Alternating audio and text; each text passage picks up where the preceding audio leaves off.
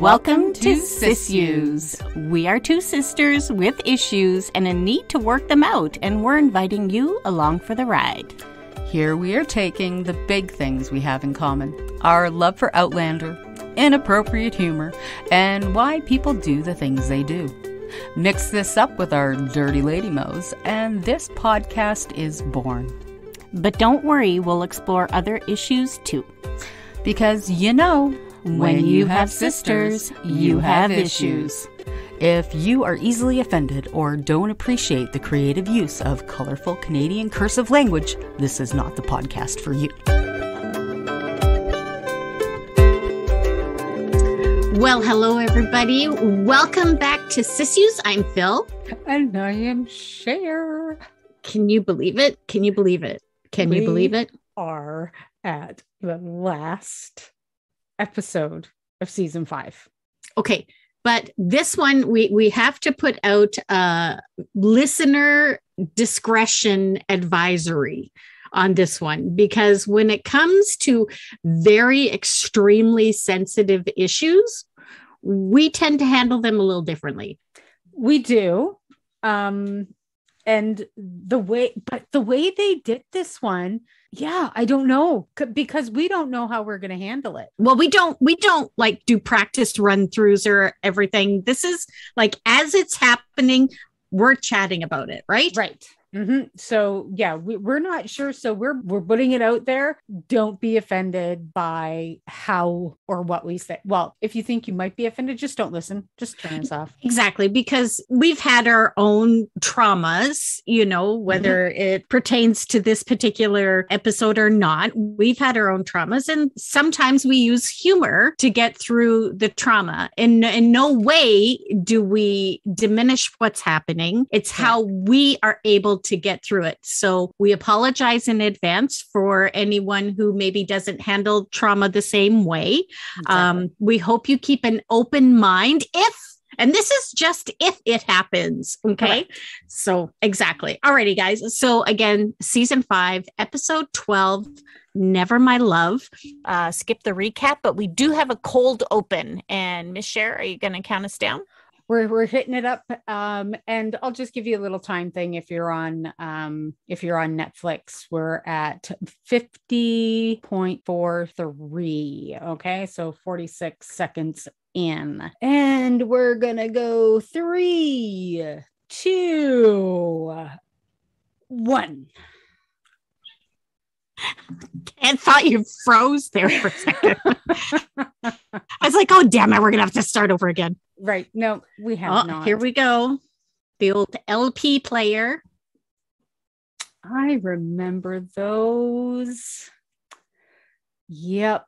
Now this set is really quite interesting, because if you go back to the episode where Claire was looking at a magazine when she was back in 1960, in the 60s, this particular house was on the cover of that magazine. And so many Easter eggs, right? Like the orange they just showed. I was completely lost. Yep. When this first started, I'm like, what the hell is going on? Yep. And here we have a battered and bruised Claire. Yeah. And the painting that we saw also was a painting of the big house. Yeah, an absolutely. Abstract. And the coat that Jamie's wearing is just a shorter version of the one that he wears. Mm-hmm. Right. Of, a more of a new version of that. So this is Claire, of course, when she's been kidnapped by the Committee of Safety, or the outliers of the Committee of Safety. Yeah, exactly. The Browns, pretty much the Browns. Yeah. Except for Big Brother's not there. Yeah, exactly. Mm-hmm. And this is, of course, her thinking back to what happened. So go from there. Right.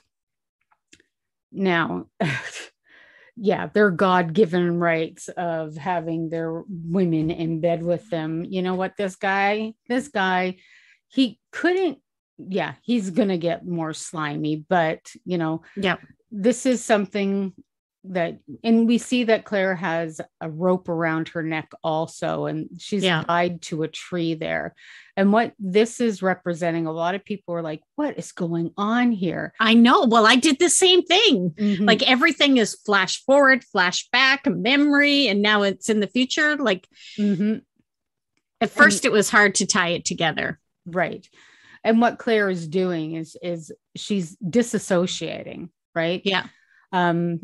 Because we're going back to what's going on when she was first kidnapped by them. This guy is Tebby, and he's played by Alexis Ronnie, and he's one that believes that she's a witch. Yeah. Right. And again, Claire, she's fighting back. She's like, yes, she is. She knows what can happen. She's surrounded by these men. She wants to fight back. She wants to, get away from them, and she wants to try and talk these people into letting her go. Yeah, exactly. She's taking every opportunity she can, She's trying to have a conversation with this guy as well. So, and this is Wendigo Donner. Yeah. And he's a Native American. Yeah. And see, he says something that tweaks her interest, right? Man on the moon, right? Yeah. So, yeah. And she's trying to escape, like she's trying to loosen the ropes on her wrists, but she's just not having any luck, right? Right. And all of these things, this disassociation is, and you can see it's trying to bring her comfort. And you're going to notice another Easter egg shortly. And she's being wrapped right now in just a plain brown blanket. Where she was wrapped in his plaid before. And will be later. Yeah, exactly. Yeah. And she knows this guy thinks she's a witch. So she's going to use that to her advantage. Yeah. I like that he says, just remember, I was being nice to you, so don't put a spell on me. Yep. And this character was in the books, but yeah. Oh, he was in the books. See, I'm not that far yet. So yeah. Yeah. And she's trying to figure out where they are. So if she escapes. Yes. Exactly. It's funny, I'm having, I want to watch it, but I know we're doing a podcast and I'm trying to think of things to say. And I'm like, oh my gosh, I think it's been a month or two since I saw this episode. So, but she's trying to convince him, you know what, just let me go. We're at the water. I can swim. No one will catch me. Right. And it's true that she's, I believe there was a point in the books where she did get into the water and she's got him convinced, but someone else sees something's going on, right? Right. Yeah.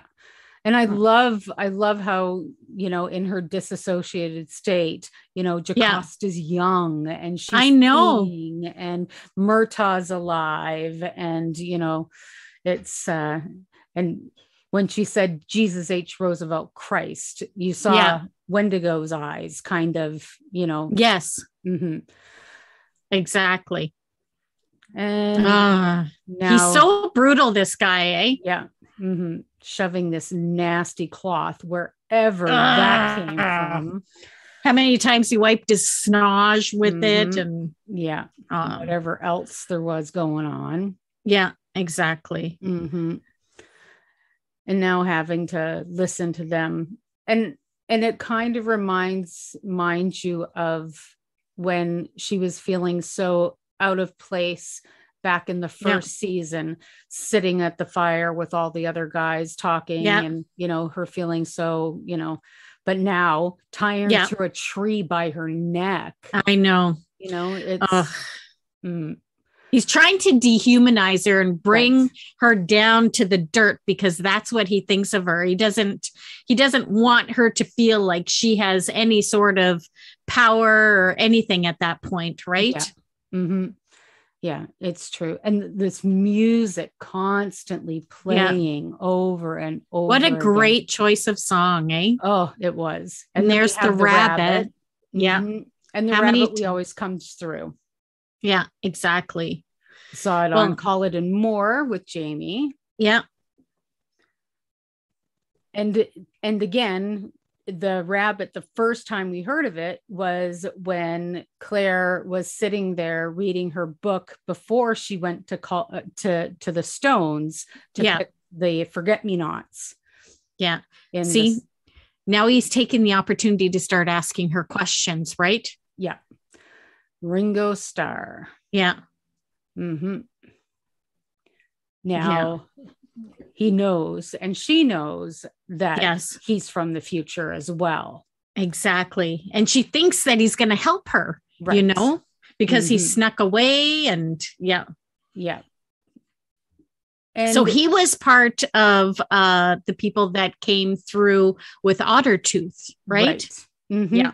And it was called the Donner Party. Yes. Back in the 60s, there were a group of Native Americans who came back to try and change the past, to keep the Native Americans from getting, to keep the genocide from happening. Exactly. Mm-hmm. And I don't understand how traveling with those guys is adding to his cause, you know? Right. Mm-hmm. Yeah, it's not at all. He's like trying to assimilate, it seems. Yeah. As a, you know, so it was like Robert Springer, Ottertooth, had, you know, really taken everything to heart. And this guy is just, you know, he's like, no, I can't do it. He just wants to go home. You know, I know. And that pisses me off so much that, you know, he knows she's a traveler too. She's told him that Ottertooth is dead and how he died. And he's not willing to even just let her go. You know what I mean? Yeah. Yeah. Well, and he's going to pay for it. He's going to pay for waiting. That's for sure. Yeah, exactly. Yeah. And he could have saved her from so much. And he at least could have loosened things a little bit for her. Or, you know, like take the thing from around her neck, get that out of her mouth, you know, like, let her hands free, let her do something so she can, you know, get away on her own. Exactly. And now we saw it just a minute ago, but she's wrapped in the plaid now.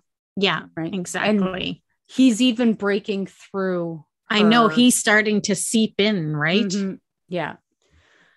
And this is Cuddy. What a great name. Yeah. And way to teach, you know, like. Yeah. So the first time this kid, you know, and in the books, the young man who was losing his virginity to her, and I believe it's the same thing that happens, is that he really doesn't penetrate her. He ejaculates before he even, you know, before he penetrates her, because, you know, this is completely new to him. Right. Exactly. And and you can tell by the expression on her face as well that it didn't actually happen. She's like, what happened? Oh God, thank God, you know. Right. But this would be the worst, you know what I mean? Like, yuck. And in the books too, it was, oh God, it was violent for Claire for a lot of things, but she was abused by Cuddy, and then by another man. He never raped her in the books. People were very upset that Claire was raped by numerous people in the show, whereas she was not in the books. They keep on disassociating. They don't show don't show it graphically in the show, which is good. Absolutely. As a rape victim myself, it's you know, the less you show, the better. However, My personal opinion on that is there is no way that a group of men that deplorable and that disgusting would keep a woman like Claire and not rape her. Exactly. Because they want to dehumanize and cause her the most pain they can cause her. And that is the way they would do it. They would do it in this day and age. So you can rest assured they would fucking do it back then. Yeah. And she's still trying to be strong, you know, by showing him zero emotion, nothing, just staring out into oblivion. You know what I mean? And I think disassociation, I think we can only imagine what is happening. They don't need to show it all, you know? Mm-hmm. Yeah. And I mean, I'm so grateful for the writers that they created this other world for her, putting Marsali and Fergus and making those people whole. Yeah. Right. They didn't put Brianna and Roger there. There's of course a reason for that. Yeah. Yes. But it's really impressive how this all came together. There's the wallpaper from Lollybrock, the blue and white wallpaper. If you look really closely in every scene, you're going to find something, right? Mm-hmm. And here we have him breaking through her dissociative state. Yes. And that I was like, why did they use him for that? But I get it because it's bad news, right? Mm-hmm. Yeah, it's Lionel and it's Hodgepile. Yeah. In the police uniforms. And they're saying that Brianna and Roger are dead. Yeah. And of course, this is pulling her back out of this you know, like now it's just the bad shit happening, right? Right. Yeah. It's back into reality. And they died in a car crash. Who else has died in a car crash? Her parents. Yeah, exactly. Right. Yeah. Mm-hmm. And back to them. Okay, now where the hell did they go? You know? And I kind of, the green moss, I'm like, where did they go? But then as soon as little Jemmy started running, it's like, hey, I'm like, oh, they didn't go anywhere. Right. Like, what the fuck? Mm-hmm. He knew somewhere. He knew someone, and there's good old Uncle Ian or cousin Ian. And he waited. Like, how long was he waiting before they, like, where did they go? Did they go through the spirally little thing and then come back? Like, yep, probably. You know, they probably, you know, were like, okay, going home, whoosh, back. Yeah. It's funny about home. So was I. And so was Jemmy. And Jemmy pulled you straight back. Exactly. Because Jemmy was thinking of home too, you know, and that's his only home. That's the only home he's ever known. Exactly. So back on the road again, back to Fraser's Ridge, right? Mm-hmm. And of course, we are not exactly sure how much time has passed between the time that she was looking at the photos or the pictures that Brianna had drawn and the time that this still exploded. So exactly a couple weeks could have passed between then. So it's okay, we're gonna take and, you know, make camp here, you know, take a little rest. Exactly. They know they don't have that much farther to go, but may as well just, you know, take their time.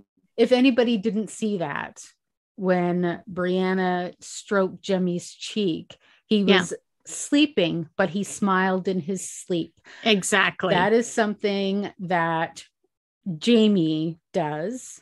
And Brianna does. Exactly. Yeah. And Jemmy does too. And a lot of people, I don't know if they kind of caught that. Yeah. So that was cute. So of course they saw the cross burning. So they know that yet. They just saw it on the top of the hill and they decided not to stop and keep going because Da said he would only burn it. I didn't think they saw it yet. Yeah, they did. So they were going to stop for the night They saw it and they're like, oh, let's go. Okay. So, Okay. Yep. Sorry. I missed it. Yeah. Uh, That's because I was yakking. yeah, you were. Yeah, no. Jamie back in his kilt again. Mm-hmm. Yeah, and it was everybody's getting ready for war, basically. This is it. And yeah, Brianna, I think, knows exactly what they're going to be dealing with. Yeah. I think every person in that group knows what they're going to be dealing with. Absolutely. And I like that all the men are like, no, we're going. Yeah. Like, doesn't matter. We all play a role. Let's go. Yep. Yeah. Yep. I love that. Mm-hmm. Well, and right down to Josiah's like, I'm a hunter. Yeah, I got a great shot. Yeah, exactly. And Roger, I'm fighting now. You called me at you called me at the gathering. Mm-hmm. Were you serious? Like, I'm here. Yeah. Let's go. And I love this. This part. Yeah. Mm-hmm. Me too. Such a badass. Right? Like, seriously. Man, he's become quite the guy, hasn't he? He is. And so all the men of the Ridge are getting together, and we're back again into the house. Yeah. So we know something really horrible is continuing to happen to Claire. Yeah. And I love that they made it so she's going back to younger Jamie, Yes. And that he is in her version of the 60s. But he is still himself, right? Because she doesn't picture him at all in the future, right? Maybe a little haircut, maybe the shirt's not as wrinkly, maybe it's a little cleaner, but that's it. And here they are. They've come in, and she can hear him calling her. Yeah. And that's something that, and this battle scene was something fantastic. Mm-hmm. And like, I love seeing Ian do that. Like, holy cow. I loved seeing Fergus knock somebody out with his hand. That was awesome. And they were talking about this because this was a full night shoot, right? Yeah. So they're up all night shooting this. And we have John Bell was talking about how, he was up and they were like, no, we're not going to film your choreographed scene because that whole was done in one fluid motion. Right. So he had to choreograph it and they weren't going to do it. So he was kind of like lazing off, and then they were like, no, we're going to do it. Come on, let's shoot. Yeah. So then he had to kind of wipe the sleep out of his eyes and pop up. So yeah.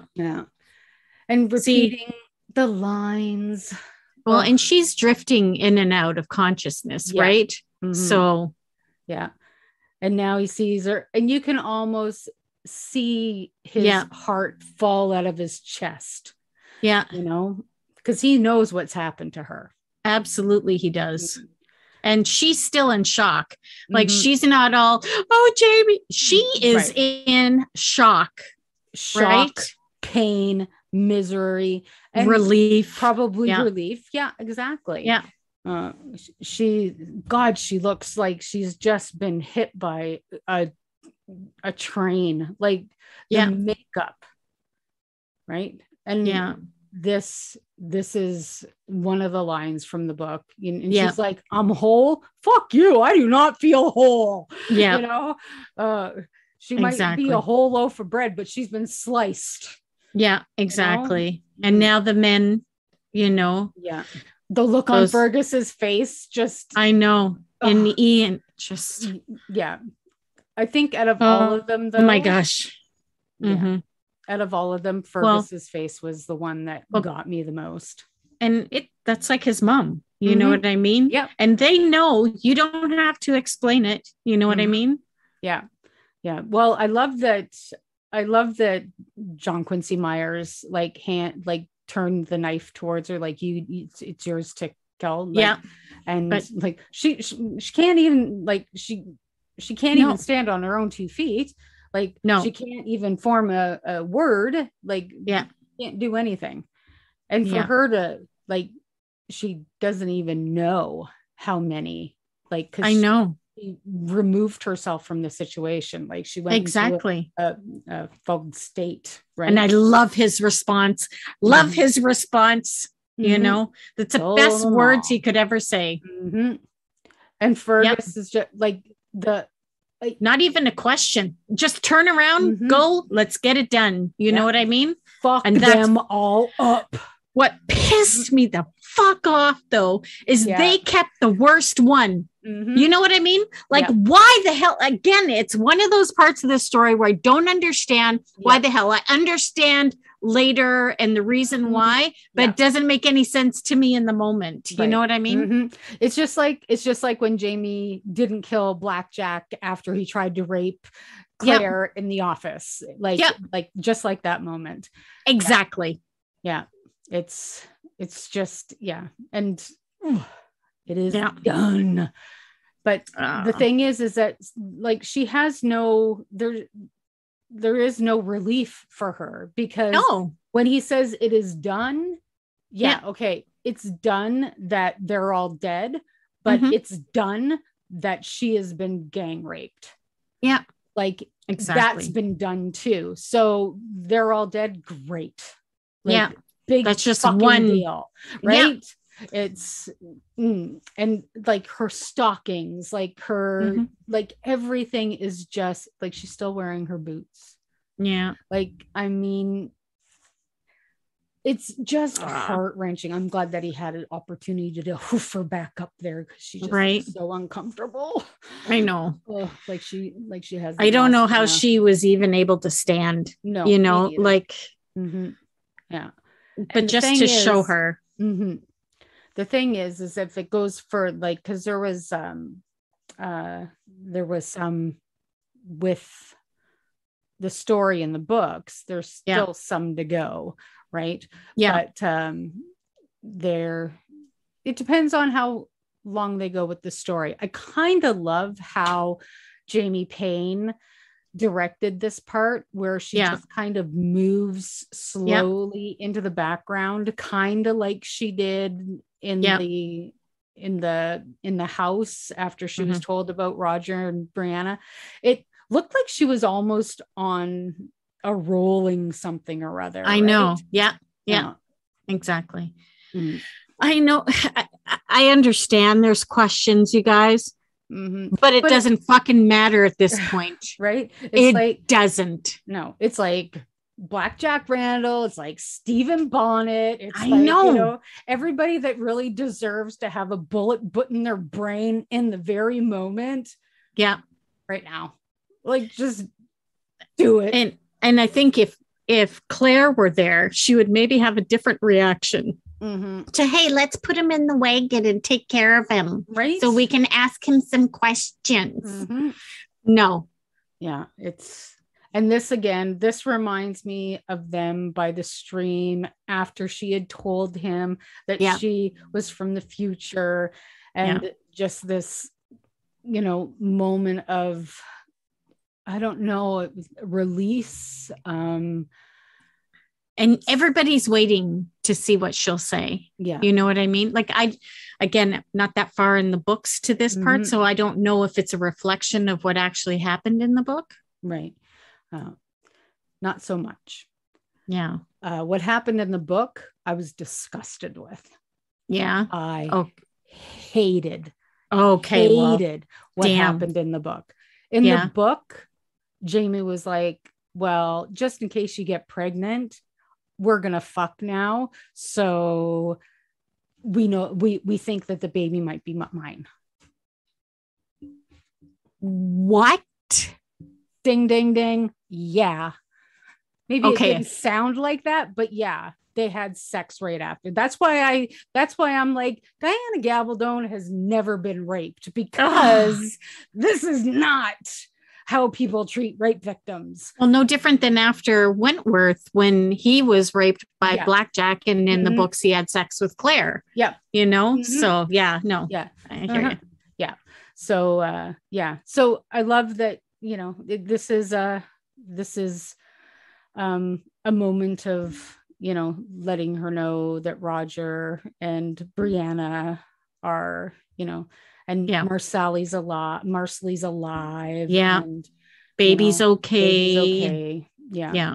She's like, I thought Roger was there. How weird was that? I know. And this, it is good news, but at the same time, she's like, she can't even. How can she take it in, right? How can she really process that right now? She can't. What I loved is that she didn't flinch when Jamie touched her. Yeah. You know what I mean? Mm-hmm. Because he flinched when she touched him after he was raped, right? Mm-hmm. Yeah. So, and Brianna, I love this interaction with her mother, because you didn't have to say anything. She knew as soon as she saw her, she knew before she saw her. Yeah, when she absolutely. was walking, she didn't even have to see her mother's face. She knew. These people took her mother. These men took her mother. She knew what her mother went through. There is no way a group of men take a woman and don't rape her. I am sorry. I don't care who you are. If you think that didn't have to happen. The type of man that would take a woman would definitely rape her.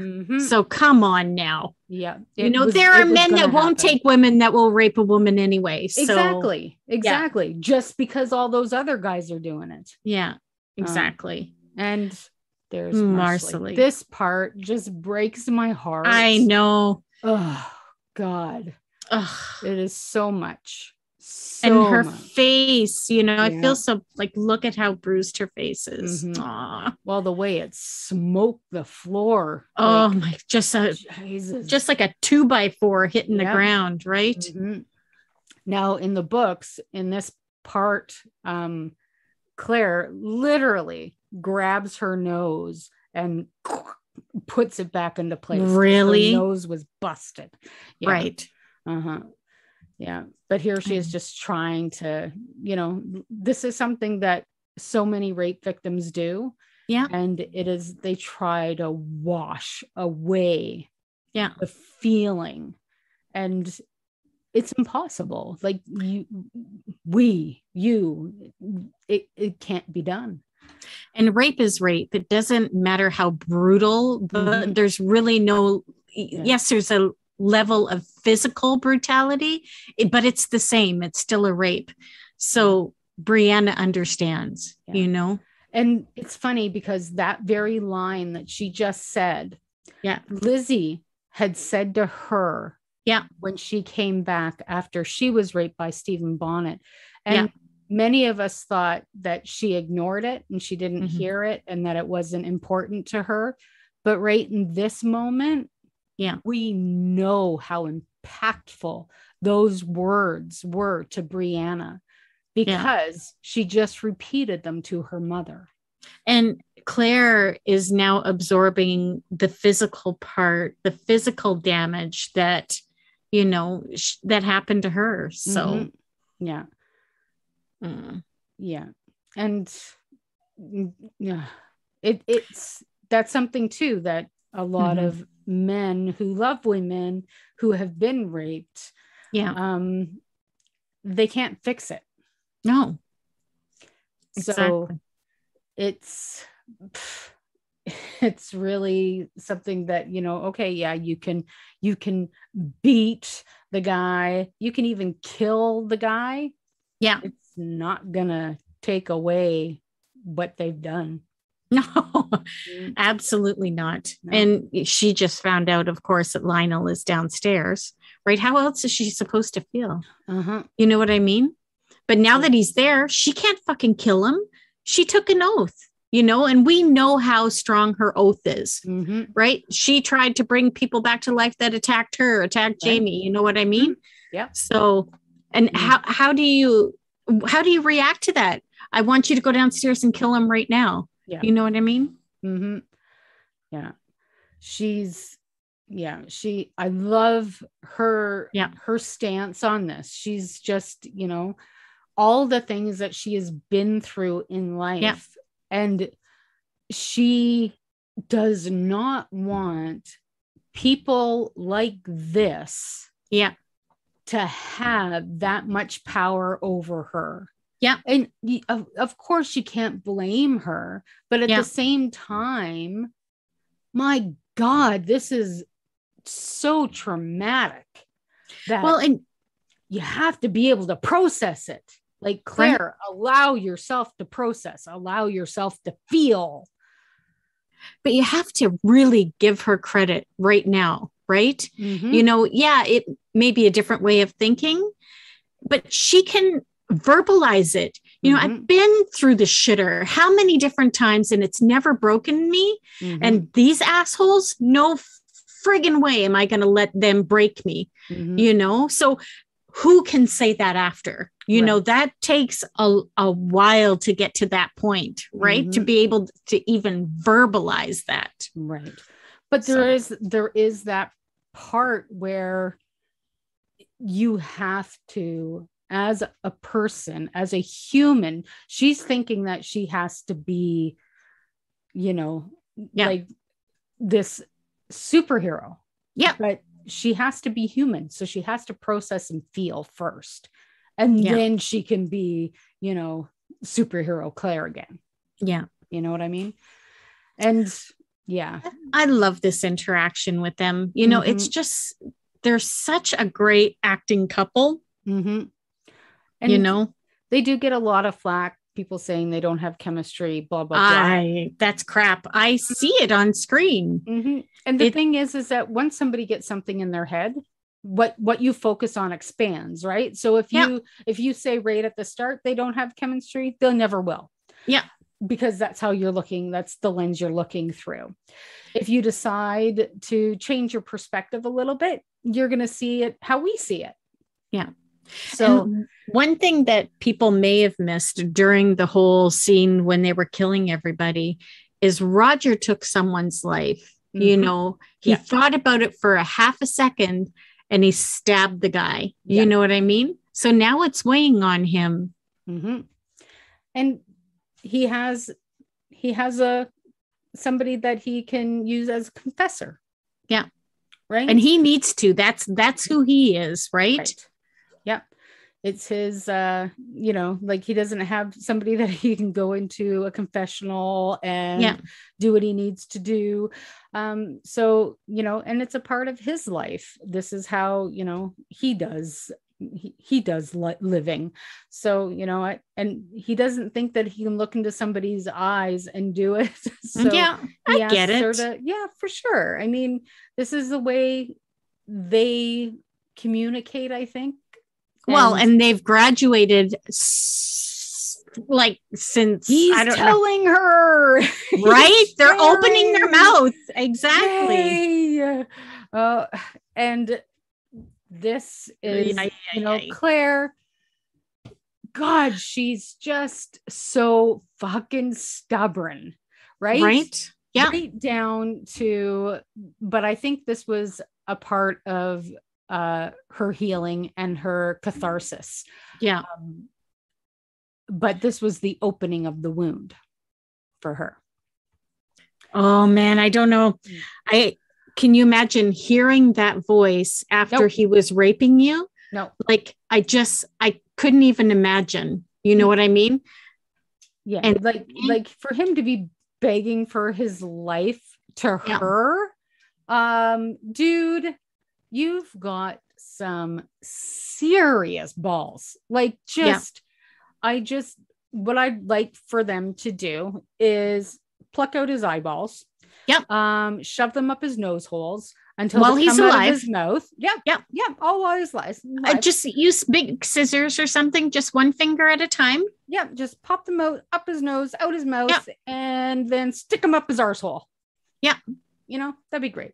Now, see this, what she's doing, picking up that orange. When she picked up the orange with King Louis, that was her taking back her dignity. Exactly. So right now she's taking back her dignity. She's putting down the scalpel, whatever she was going to do to help him. Yeah. She's not going to do any harm, but she's not going to fucking help him either. So out she goes. Yeah. I wonder how this will play out later. with Marsali as it goes a little further into the storyline. But, this was really hard for her to do. It was really hard for her to walk away and not do that. And it's got to impact her at some point. But I think this is the catharsis. I think this is the moment where she's allowing herself to feel like, just, what, Claire is a superhero of a human being. Yes, however, she's still a human being. Exactly. And I'm glad they did this. I'm glad they gave her the opportunity to just let it go, Absolutely. You have to break to build to back heal. up. Yeah, absolutely. Yeah. And this fucker still, like, how much nerve do you have to have? Oh, I love Marsali. I love Marsali more than I've ever loved her before for doing what she's doing. Yeah. You know what I mean? You couldn't, like, you have to remember that she's strength. She's learned from Claire. However, Leary's still her mother. You got that right. She still has that blood running through her veins. Look at her face. Yep. Look at her face. It's not even smug. It's just she's like, powerful. Look, you motherfucker. I see the power in her face. You know what I mean? And I love that. She's like, this is the way it's going to be. Yep. Now, we're going to do this and we're going to do it right now. She's like, I didn't take this oath. Look at her face. I love it. Yeah. But you know what, asshole? I didn't take the same fucking oath. Yep. Oh, I love that. I love Marsali so much. And see, he's still being defiant, but there's no way that Marsali is going to let him hurt anybody else in her family. I tell you, if I can hear every woman in the world going, woohoo, just like someone did a touchdown. I just Marsali. And I hate that she's feeling badly about this. I However, because in the books, it was actually Mrs. Bug who ended up killing him. Oh, right. Because this wasn't the storyline, right? This is something that the creators created, which I thought was brilliant. Right? Exactly. Yeah.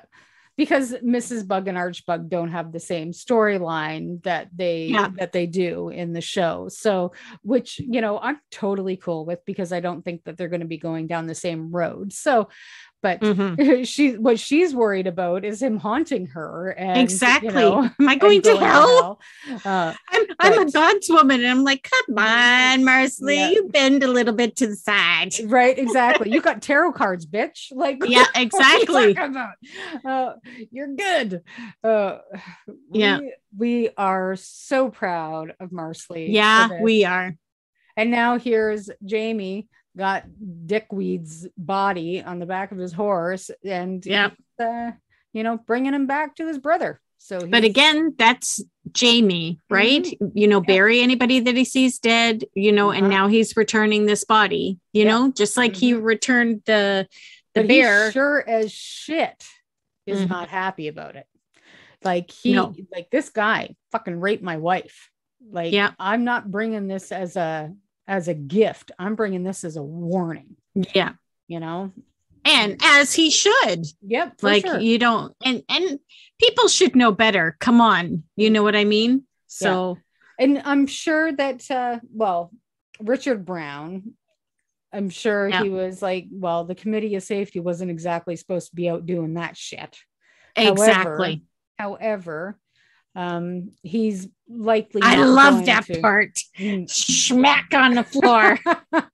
He's likely not going to let his brother's death go unavenged. No, right? I'm sure. I'm sure there's more of that story to come. For sure. Yeah. Okay. All right. I really like the way Chris Larkin has played this part. Yeah. He seems so middle of the road. Yeah. You know, like it's like you're because Lionel was so bad, was so horrible. And Lionel just seems like he could tip either way anytime.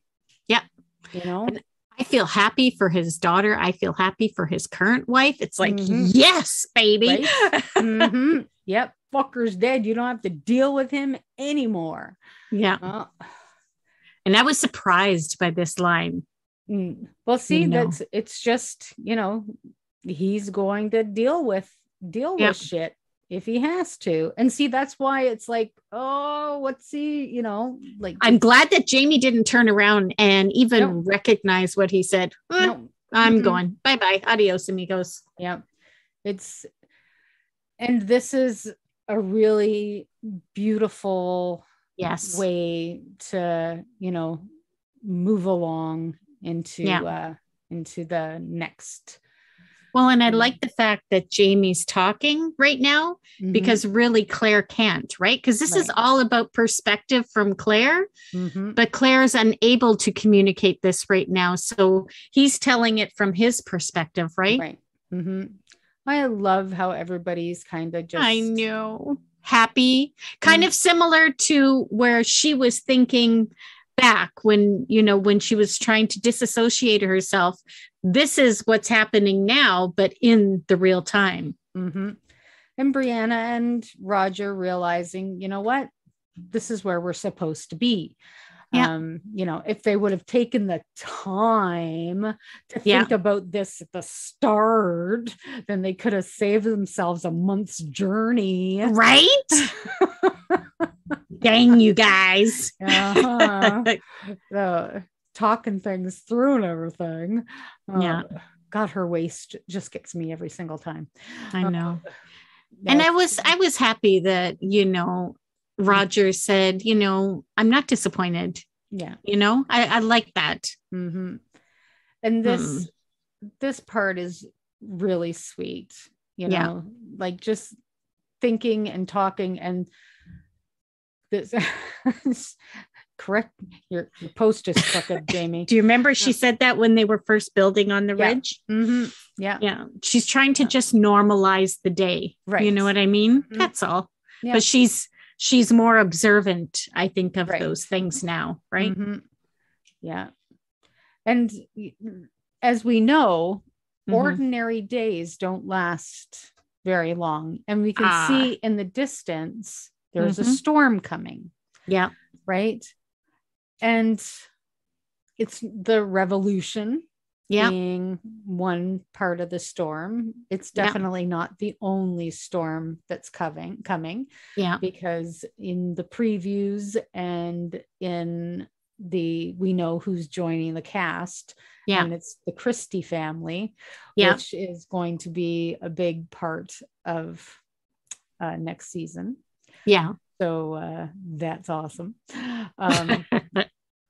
But Jamie says a line here at the very end that's really poignant.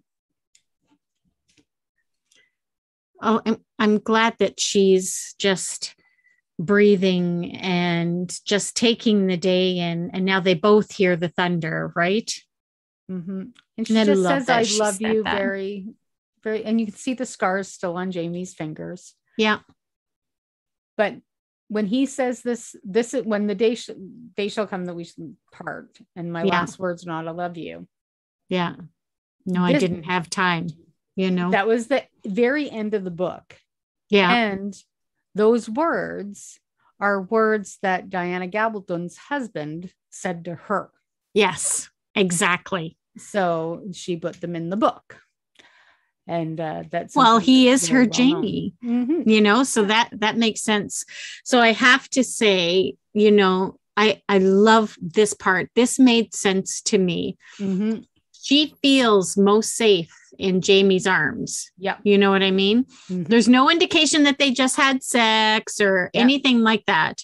You know, it's just showing him holding her. Yeah. And you know, you brave wee thing. I just absolutely loved that comment. Same. It was just so precious because, you know, he's like, she looks like frail and small, and it's just that he envelops her.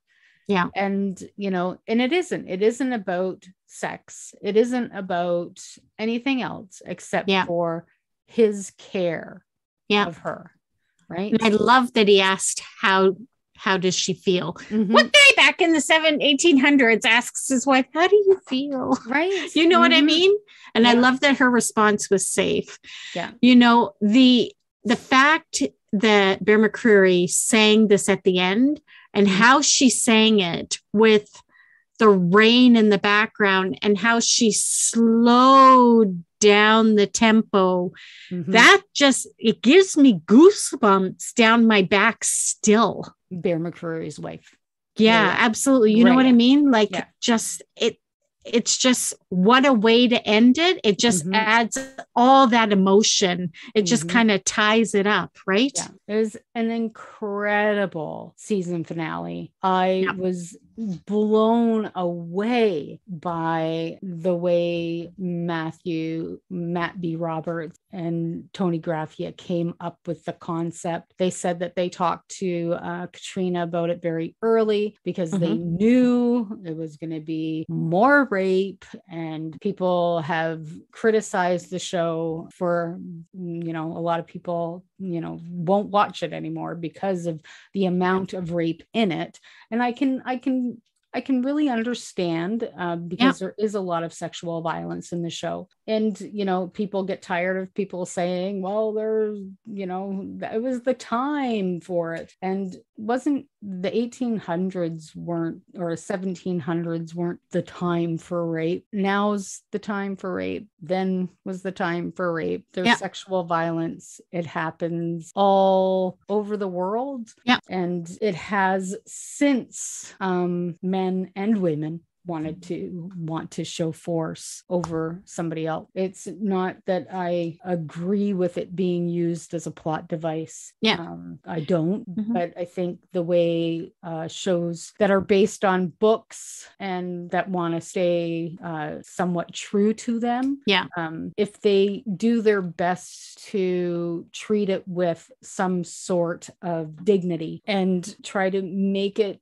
different instead of very graphic and in your face, then I can appreciate that. And I think they really did. And that's why Katrina Balfe, as the kind of person that she is, was like, okay, I'm okay with this one because of the way that they did it with the dissociative state. And it wasn't graphic violence throughout the whole thing. Well, and for any of our sisters and hey, even brothers out there, if you have been raped and you haven't told anybody, tell someone you love or go see your doctor and tell them, you know what, you deserve to have the healing. It's not your fault, and reach out to somebody. Just tell someone so that you can heal. Because doing it on your own, you think you might have it locked away, and it might be locked away right now, but eventually that monster seeks air. It does. And you know what? It doesn't deserve another second cell or anything from you. So definitely reach out for some help. If you don't feel like you can reach out for help, reach out to us. We'll find you the help you need. Holy shit, sis. This one is perfect for you because you love the chalky milk. That's my favorite drink. I know. And this one is from, this should be me, the Tush Queen on Reddit. Alrighty. So while drinking the last of the chocolate milk, a rare delicacy in our household, I walked by my sister. Is that the last of the chocolate milk? She bellowed in an almost inhumane voice. Mouthful of milk, I nodded solemnly. Enraged, she punched me straight in the stomach. So I spat every last bit straight in her face. Well, what a waste of chocolate milk. Right? Yeah, that's the sad thing. Yeah. Oh. That's just her in the stomach for drinking the milk. She cause and effect? Does she not think of cause and effect? She should have opened her mouth. Oh, she would have got her chocolate milk. Right? Exactly. Yeah. No, if she was thinking, I will punch you in the stomach, you will spit, I will get the milk. But no, just not thinking. Yeah, exactly. All right. So, it's a good thing we never did anything like that, So tell us your stories. Visit our website, sissues.ca. Or, damn, you know what? I'm sure everybody's feeling for me right now. Do you want to punch me in the stomach? No, I don't want to punch you in the stomach, but I know everybody feels bad that I have to work with you right now. That's all. Or you can visit us on Facebook, Instagram, or Twitter.